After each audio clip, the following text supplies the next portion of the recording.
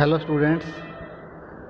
Last class में हमने देखा था कि कंप्यूटर नेटवर्किंग क्या होती है और उसके एडवर्टाइजमेंट, उसके फ़ायदे क्या होते हैं, एडवांटेजेस क्या होते हैं उसके।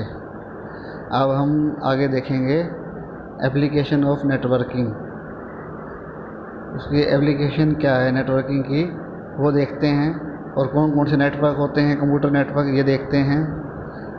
और क्या क्या प्रोटोकॉल हैं और क्या क्या उनकी एब्रीविएशंस हैं, ये देखते हैं आज हम। तो एप्लीकेशंस क्या हैं, एप्लीकेशन कहाँ, नेटवर्किंग कहाँ कहाँ यूज़ होती है। नेटवर्किंग सबसे ज़्यादा यूज़ तो इंटरनेट में हो रही है आजकल। Internet is the largest computer network. तो इंटरनेट तो आपने देखा ही है, वो भी कंप्यूटर नेटवर्किंग है। उसमें लाखों कंप्यूटर जुड़े हुए हैं एक दूसरे से, तभी तो आप एक दूसरे को मेल कर पाते हो, मैसेज कर पाते हो। तो और इसके अलावा कहाँ यूज़ होती है, इलेक्ट्रॉनिक मैसेज। इलेक्ट्रॉनिक मैसेज में यूज़ होती है नेटवर्किंग। इलेक्ट्रॉनिक मैसेज क्या होता है, ईमेल। ईमेल हम आजकल सब ईमेल जानते हो आप, ईमेल के बारे में। तो ईमेल सेंड करते हो या ईमेल रिसीव करते हो तो वो तभी कर पाते हो, वर्ल्ड में कहीं भी ईमेल भेजते हो, कहीं से ले लेते हो कि वो आपस में जुड़े हुए हैं नेटवर्क से, इंटरनेट से जुड़े हुए हैं। तो ये नेटवर्किंग का यूज़ है बहुत बड़ा आजकल। इसके अलावा electronic data interchange. Electronic data interchange क्या है कि अब डाटा हम जो भेज रहे हैं वो हमने डिजिटल फॉर्मेट में भेजना है, इनक्रप्ट करके। आपने सुना होगा इनक्रप्ट, डीक्रप्ट। इनक्रप्ट मतलब सेफ्टी पर्पज़ के लिए इनक्रप्ट करना है, तो वो होता है इलेक्ट्रॉनिक डाटा इंटरचेंज। वो भी नेटवर्किंग की मदद से ही होता है। उसके अलावा टेलीकॉन्फ्रेंसिंग। टेलीकॉन्फ्रेंसिंग तो आपने कभी की है, जूम पे कभी की होगी। जूम पे जो करते हैं वो वीडियो कॉन्फ्रेंसिंग है। और जो फ़ोन पे करते हैं, कई लोगों से बात करते हो आप, कई फ़ोन कॉल करते हो एक साथ, वो वॉइस कॉन्फ्रेंसिंग है। कई लोगों से बात करना एक साथ, उसे कहते हैं टेली कॉन्फ्रेंसिंग। उसके बाद आता है electronic fund transfer. Electronic fund transfer जैसे आपको पैसे चाहिए तो आप बैंक के बिना एटीएम चले जाते हो, बैंक नहीं जाते। तो वो आप एटीएम में आप अपना कार्ड डालते हो और वो पिन डालते हो, रुपए डालते हो, तो आपके कैश आ जाता है बाहर। तो ये आपको बैंक जाना नहीं पड़ता, कोई पर्सन आपको देता नहीं है। तो ये ऑटोमेटिक आपके अकाउंट से डिडक्ट हो जाते हैं। तो ये इलेक्ट्रॉनिकली नेटवर्क से ही हो रहा है। आपका एटीएम मशीन है वो नेटवर्क से जुड़ी हुई है। कहाँ जुड़ी हुई है, बैंक से। और बैंक कहाँ से जुड़ा हुआ है, सर्वर से। तो आपको जाना नहीं पड़ता बैंक, आपका एटीएम से ही आपकी वहाँ बैंक में एंट्री चली जाती है और बैंक से एंट्री चली जाती है हेड ऑफिस में। ये नेटवर्क से होता है। तो नेटवर्क आपने देख लिया, नेटवर्क बहुत यूजफुल है आजकल। नेटवर्क के बिना आजकल काम चलना बहुत मुश्किल है। तो उसके बाद नेटवर्क कौन कौन से होते हैं ये देखते हैं हम। Types of computer network. अब ये कंप्यूटर नेटवर्क है, ये इसको हम डिवाइड कैसे करते हैं, मतलब हमने इसको कैसे डिवाइड किया कि ये कौन सा नेटवर्क होगा। ये इसके जियोग्राफिकल एरिया, मतलब कितना ये जियोग्राफिकल एरिया कवर कर रहा है, कितना स्पेस कवर कर रहा है, कितना एरिया कवर कर रहा है, उसके हिसाब से हम डिवाइड करते हैं। तो सबसे पहले का आता है पैन, पर्सनल एरिया नेटवर्क। तो ये पर्सनल एरिया नेटवर्क सबसे छोटा नेटवर्क होता है। इसमें क्या है, जैसे आप अपने पर्सनल कंप्यूटर अपने रूम में उसको जोड़ते हैं प्रिंटर से, स्कैनर से, अपने लैपटॉप को जोड़ते हैं, तो ये आपका पर्सनल नेटवर्क हुआ, पर्सनल एरिया नेटवर्क। तो ये आपका सबसे छोटा नेटवर्क हुआ। और इसको आप पर्सनली यूज़ करते हैं, इसलिए इसको पैन बोलते हैं, पर्सनल एरिया नेटवर्क। और सबसे छोटा होता है, ये सिर्फ 5 या 10 मीटर में ही फैला होता है। 5-10 मीटर की तार होती है आपकी, जो यूज करते हो आप सिंगल कंप्यूटर के लिए, प्रिंटर के लिए। तो ये हो गया पैन। इसके बाद होता है लैन। लैन ये होता है जो एक बड़े रूम में या ऑफिस में या बड़ी बिल्डिंग में फैला होता है। अब जैसे बैंक है, बैंक में 10, 20, 50 कंप्यूटर हैं। वो 50 कंप्यूटर जुड़े हुए हैं नेटवर्क से। तो वो नेटवर्क से जुड़े हुए जो 50 कंप्यूटर हैं, जितने भी हैं, वो उसको जोड़ा हुआ है लैन से। क्योंकि वो थोड़ा पैन नहीं है, पैन में तो बहुत छोटा होता है, वो लैन है, उसमें जोड़ा, उसको लैन से जोड़ रखा है। उसको जोड़ने के लिए क्या माध्यम, क्या मीडियम होता है, या तो हम तार से जोड़ेंगे उसको, तारों से, या वायरलेस मॉडेम से। आजकल वायरलेस मॉडेम भी आ गए हैं, उनसे जोड़ेंगे या तारों से जोड़ेंगे। तो दो मीडियम होते हैं, बाय वायर्स या by wifi routers, wifi modems. तो इनको वाईफाई रूटर्स या वाईफाई मॉडेम से हम जोड़ेंगे। और ये एक बिल्डिंग तक फैले होते हैं मैक्सिमम, इससे ज़्यादा नहीं। तो ये इसकी स्पीड फास्टर होती है, कम्युनिकेशन स्पीड फास्टर होती है। और generally it spreads in the area of 0 to 10 kilometres. तो नॉर्मली ये 0 से 10 किलोमीटर में फैला होता है, मैक्सिमम 10 किलोमीटर। 10 किलोमीटर से ज़्यादा नहीं होगा ये। और द कॉस्ट, ये जो उसकी कॉस्ट है इसको लगाने की, वो भी कम होती है, जो लार्जर नेटवर्क है उनसे कम होती है।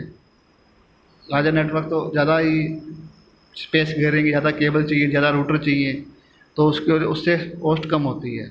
इसकी फिगर आप देख सकते हैं नीचे लैन की। ये लैन में कई सारे कंप्यूटर जुड़े हुए हैं, बीच में ये मॉडेम है, सर्वर है, ये सारे आपस में जुड़े हुए हैं। उसके बाद आता है man, metropolitan area network.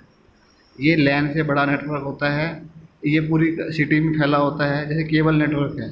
Cable network, आपने सिटी नेटवर्क का नाम सुना होगा, पूरे लगभग शहर में फैला हुआ है। उनका हेड ऑफिस है, वहाँ उनकी मशीनें पड़ी हैं। तो ये एक प्रकार का। और आजकल वायर नेटवर्क, इंटरनेट भी चल रहा है। वो जो आप तारे बिछाते हैं इंटरनेट के लिए, वो भी इसी मैन में आ जाता है। ये लैन से बड़ा होता है और इसकी रेंज होती है 10 से 50 किलोमीटर। एक कैन भी होता है, campus area network. Campus area network कई स्मॉल नेटवर्क्स जोड़ के जो बनता है उसे कहते हैं कैन। जैसे एक स्कूल है, जैसे एमडीयू है, आप देख लीजिए, एमडीयू है, यूनिवर्सिटी है, उसके अंदर कई सारी बिल्डिंग है। सब बिल्डिंग के अंदर अलग अलग लैन है, हर बिल्डिंग के अंदर अलग अलग लैन लगा हुआ है। अब वो उन सब लैन्स को अगर हम जोड़ दें अलग अलग बिल्डिंग्स की, तो वो बन जाएगा कैन। ठीक है। इसके बाद आता है वैन, wide area network. Wide area network तो बहुत बड़ा होता है, पूरे वर्ल्ड तक फैला होता है। तो वाइड एरिया नेटवर्क में क्या होता है, वाइड एरिया नेटवर्क में इसकी रेंज पूरी वर्ल्ड होती है। और ये पूरे वर्ल्ड में जो जहाँ जहाँ सिस्टम है उसके कंपनी के, वो वहाँ वहाँ उनके जुड़े होते हैं इसके थ्रू। जैसे एटीएम है, अब एटीएम, एसबीआई का एटीएम ले लो आप। एसबीआई का एटीएम रोहतक में ही बहुत सारे हैं, जैसे दिल्ली में है, और पूरे देश में है। अब पूरे देश में आप कहीं भी पैसा निकाल लो, चाहे आप जाके पैसा निकाल लो बेंगलोर में, आपके अकाउंट से रुपए कटेंगे और आपको मैसेज आ जाएगा फ़ोन पे कि आपके रुपए निकल गए और आपका कट गया। तो ये चाहे आप रोहतक से निकाल लो, चाहे आप दिल्ली से निकाल लो, तो ये आपके सारे एटीएम जुड़े हुए हैं नेटवर्क से। तो ये होता है, ये इसे कहते हैं वैन। तो ये जो होता है इसकी स्पीड थोड़ी कम होती है, क्योंकि ये बहुत ज़्यादा नेट, इसमें कंप्यूटर होते हैं, बहुत बड़ा नेटवर्क होता है, तो स्पीड थोड़ी कम होती है। और इंटरनेट भी एक प्रकार का वैन ही है। ठीक है। अब है important terms related to internet. अभी जो इंटरनेट के लिए हम कुछ टर्म्स यूज होती हैं इसमें, उनकी फुल फॉर्म और उनकी डेफिनेशन समझते हैं। जैसे यूआरएल, यूआरएल की फुल फॉर्म क्या है, uniform resource locator. Uniform resource locator मतलब जैसे आपने कोई भी पेज टाइप किया www.cbse.com, तो ये इसका यूआरएल है, जो मतलब सबका यूनिक होता है। अब ये आपने cbse.com लिखा तो सीबीएसई की साइट ही खुलेगी, एचबीएसई हरियाणा बोर्ड की नहीं खुलेगी। और हरियाणा बोर्ड की लिखोगे तो हरियाणा बोर्ड की खुलेगी, सीबीएसई की नहीं खुलेगी साइट। तो ये उनका यूनिफॉर्म एड्रेस है, यूनिफॉर्म मतलब यूनिक एड्रेस है, ये होता है यूनिक यूआरएल। इसमें ये किस तरह बना होता है, देखो आप नीचे लिखा हुआ है प्रोटोकॉल, उसके बाद स्लैश स्लैश सर्वर एड्रेस, फिर पाथ। तो प्रोटोकॉल जैसे HTTP आपने देखा होगा ब्राउज़र पे, HTTP ये प्रोटोकॉल है। प्रोटोकॉल क्या होता है, प्रोटोकॉल बताया था मैंने आपको, protocol is the set of rules. इसमें रूल्स हैं भाई, HTTP रूल्स से इसको पेज को आप खोलना चाहते हो, ये रूल्स हैं। उसके बाद www.grambooks.com, ये जैसे इन्होंने एग्जांपल दे रखा है, ये उसका एड्रेस है, और अबाउट अस पेज का नाम है। इस तरह से हम टाइप करते हैं। उसके बाद ISP, internet service provider. ISP internet service provider मतलब कंपनी, या जो कंपनी हमें इंटरनेट प्रोवाइड करवा रही है उसका नाम ISP कहते हैं। जैसे आजकल ज़्यादातर BSNL, एयरटेल, जियो, टाटा इंडिकॉम ये चल रहे हैं, MTNL, तो ये सभी ISP हैं जो हमें इंटरनेट सर्विस प्रोवाइड करवा रहे हैं। और बिफोर बाइंग इंटरनेट, हमें मतलब इंटरनेट खरीदने से पहले कुछ चीज़ें जाननी चाहिए ज़रूर। जैसे ये आईएसपी की जो आईएसपी है हमसे एक चार्ज लेता है, हमसे चार्ज लेते हैं, सारी कंपनियाँ हमसे चार्ज लेती हैं। वो चार्ज किस पे लेती हैं? स्पीड पे।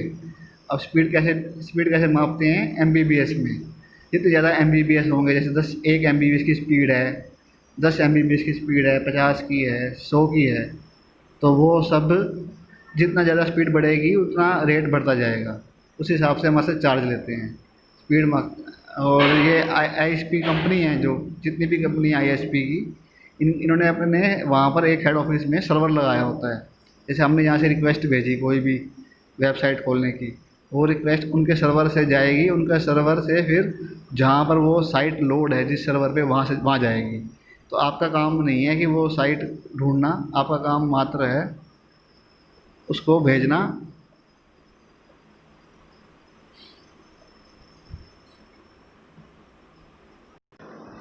आपका काम है सिर्फ एड्रेस भेजना अपने आईएसपी प्रोवाइडर को।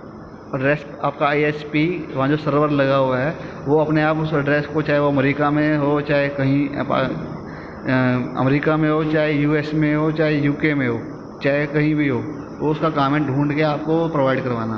तो वो उसका चार्ज लेता है आपसे। तो उसके बाद आता है आईपी एड्रेस।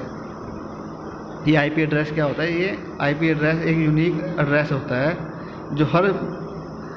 जो भी इंटरनेट से जुड़ता है, जो भी डिवाइस, चाहे वो मोबाइल हो, चाहे लैपटॉप हो, चाहे डेस्कटॉप हो, तो सबको एक यूनिक एड्रेस मिलता है उनकी पहचान के लिए। तो वो यूनिक एड्रेस, कल को मान लो कुछ जैसे कोई कंप्लेन होती है किसी ने कुछ नेट पे फ्रॉडबाजी की, तो उसका वो यूनिक एड्रेस से उसको पहचान सकते हैं कि इस यूनिक एड्रेस इस बंदे का था और इस बंदे का सिस्टम यहाँ पर है। तो यूनिक एड्रेस सबको अलॉट होता है। और ये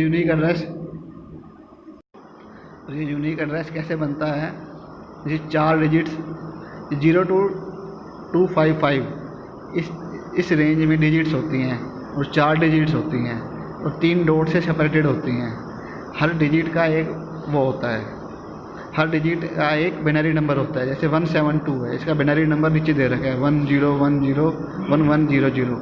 16 का दे रखा है, 254 का दे रखा है, 1 का, इन सब के बाइनरी नंबर दे रखे हैं। और ये सब बाइनरी नंबर जो जगह घेरते हैं आपके सिस्टम में, जैसे एक बाइनरी नंबर है, जगह घेर रहा है 1 बाइट, तो 4 बाइनरी नंबर हो गए तो 4 बाइट, ये 4 बाइट जगह घेर रहे हैं। ये यूनिक एड्रेस हो गया। इसके बाद हो गया डीएनएस, डोमेन नेम सर्वर। अभी आपने जो पढ़ा कि ये जैसे पीछे आपने पढ़ा वो ऊपर कि हमने लिखा था HTTP और URL, तो URL की तरह ये होता है DNS। इसमें जैसे आप 2 चीज़ों से बनता है ये, डोमेन नेम से और डोमेन एक्सटेंशन से। जैसे आपने ऊपर लिखा था www.grambooks.com, तो इसमें ग्राम बुक्स है, ये वो डोमेन नेम हो गया, और .com है वो डोमेन एक्सटेंशन होगी। तो ये इसको हम ये मतलब इसको बोलते हैं www.grambooks.com। ये तो पूरा तो एक URL हो गया, पर इसमें ग्राम बुक्स क्या है? वो डोमेन नेम है, और .com क्या है? डॉट एक्सटेंशन है वो। ठीक है। और ये इसकी एक्सटेंशन .com के अलावा बहुत सारी होती हैं, .ind होती है, .org होती है, .nic होती है, बहुत सारी एक्सटेंशन हो सकती हैं। ये आगे बता रखी हैं, देखो कुछ extension. .com commercial website, .org non profit making organisation, .net network resource organisation, .edu या .ac educational academic website, .mil military website, .gov government website. तो ये बहुत सारी एक्सटेंशन होती हैं, उससे हम पहचान सकते हैं कि ये वेबसाइट किसकी है। उसके बाद है वेब पेज। वेब पेज का मतलब जैसे एक सर्वर पे हमने एक वेबसाइट खोली, वेबसाइट का जो पेज आता है हमारे सामने उसे कहते हैं वेब पेज। अब वेबसाइट कई पेजों से मिलके बनती है, उस पर कई लिंक होते हैं, आप लिंक क्लिक करोगे तो दूसरा पेज खुलेगा, तीसरा खुलेगा, कई पेजों से बनती है। तो वो पेज कई पेजों से बनती है वेबसाइट, पर जो अलग अलग पेज होते हैं वो होते हैं वेब पेज। और ये जो वेब पेज हैं, ज़्यादातर वेब पेज कौन सी लैंग्वेज से बनते हैं? जो आपको डिस्प्ले हो रहे हैं HTML से। HTML लैंग्वेज कोई डिस्प्ले ये वेब ब्राउज़र पढ़ सकता है, उसमें डिजाइनिंग होती है पेज की। और हर वेब पेज का भी एक यूनिक एड्रेस होता है। अच्छा, आ गया वेबसाइट। अब वेबसाइट क्या है, जैसे हमने ऊपर पढ़ा वेब पेज, अब कई रिलेटेड वेब पेजों को जोड़ दें तो वो बनती है वेबसाइट, और वो वेब सर्वर पे सेव होती है। अब इनको जैसे इसमें वेबसाइट में कई लिंक होते हैं, हाइपर लिंक बोलते हैं इनको।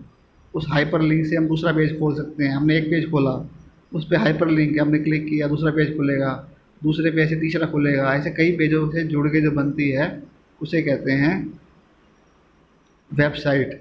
और इसको जो वेबसाइट को वेब सर्वर पे हम स्टोर करते हैं, इसको बोलते हैं वेब होस्टिंग। इसके बाद है वेब पोर्टल। अब वेबसाइट और वेब पोर्टल में डिफरेंस क्या है, जैसे वेबसाइट तो कलेक्शन ऑफ रिलेटेड पेजेज, और वेब पोर्टल वो है जो जिसमें वेबसाइट की तरह पेज तो हैं, पर ये कई तरह की सर्विस प्रोवाइड करवाता है हमको। जैसे याहू है, गूगल है, रेडिफ है, ये हमको कोई सर्विस प्रोवाइड। गूगल में हम सिर्फ पेज नहीं है, गूगल में हम सर्च भी कर सकते हैं। याहू में हम ये पेज के अलावा और बिजनेस है, मेल है, बहुत चीज़ें हैं, मतलब हमें कई तरह की सर्विस प्रोवाइड होती है इसमें। तो ये सारे वेब पेज हैं, वेब पोर्टल हैं। इसमें डिफरेंस समझ गए होगे आप वेब पोर्टल और वेबसाइट में। Website is a simple collection of related web pages, और web portal is also provide service to us. This is web portal.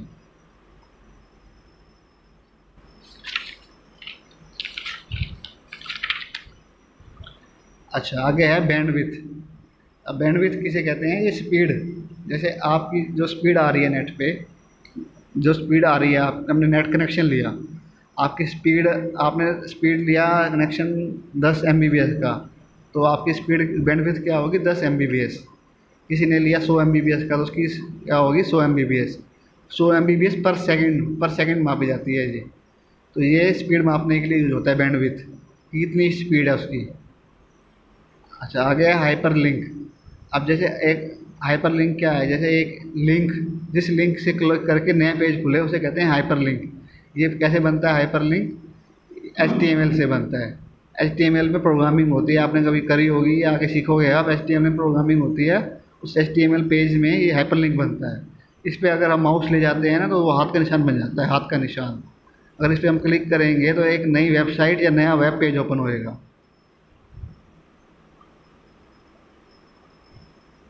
अच्छा, अगला है हाइपर टेक्स्ट। हाइपर टेक्स्ट में ये है कि उसमें हाइपर लिंक में एक लिंक था, वेबसाइट का पूरा एड्रेस था। हाइपर टेक्स्ट में सिर्फ टेक्स्ट लिखा हुआ है। जैसे एक साइट है, उसके अंदर लिखा हुआ है ABC, ये नाम लिखे हुए हैं। तो आप ए पे क्लिक कर रहे हो तो एक वेब पेज खुल रहा है, बी पे खुल रहे हो वेब पेज खुल रहा है। ये पूरा लिंक नहीं है, पर एक सिर्फ टेक्स्ट लिखा हुआ है। तो ये हाइपर टेक्स्ट हुआ, ये टेक्स्ट है पर आपको नए पेज पे ले जा रहा है। तो ये हाइपर टेक्स्ट हुआ। हाइपर लिंक और हाइपर टेक्स्ट में डिफरेंस ये है कि हाइपर लिंक भी नए पेज पे ले जाता है हमें, हाइपर टेक्स्ट भी नए पेज पे ले जाता है।